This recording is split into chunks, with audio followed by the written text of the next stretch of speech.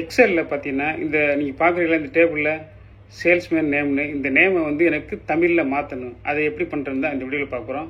அதுக்கு நான் முதல்ல இங்கே நான் ஒரு காலம் க்ரியேட் பண்ணிக்கிறேன். அதுக்கப்புறம் பார்த்தீங்கன்னா இந்த பேரை ஃபுல்லாக செலெக்ஷன் பண்ணிக்கிறேன். செலெக்ஷன் பண்ணிட்டு உங்களோட கீபோர்டில் பார்த்தீங்கன்னா Alt+R+L அப்படின்னு ப்ரெஸ் பண்ணுங்கள்.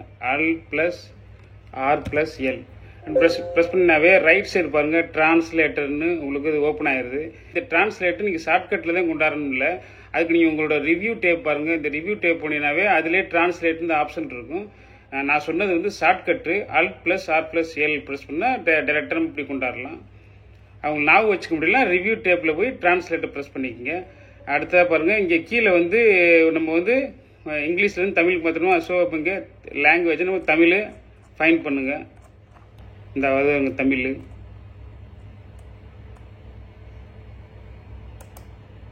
ஸோ மாறிடுச்சு. இது மாறினதுக்கப்புறம் பார்த்தீங்கன்னா இந்த கீழே உள்ள நேம்கெலாம் ஸ்வாப் பண்ணி மேலே கொண்டு வருங்க.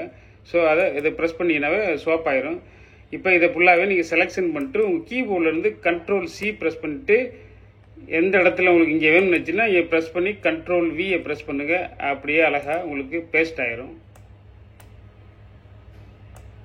ஐ ஹோப் உங்களுக்கு இந்த வீடியோ பிடிச்சிருக்குன்னு நம்புகிறேன். பிடிச்சிருந்துச்சுன்னா இந்த வீடியோவுக்கு லைக் பண்ணுங்கள், கமெண்ட் பண்ணுங்கள்.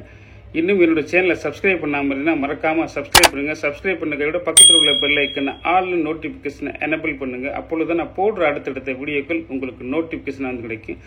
நன்றி, வணக்கம். மீண்டும் ஒரு அடுத்த வீடியோவில் சந்திப்போம்.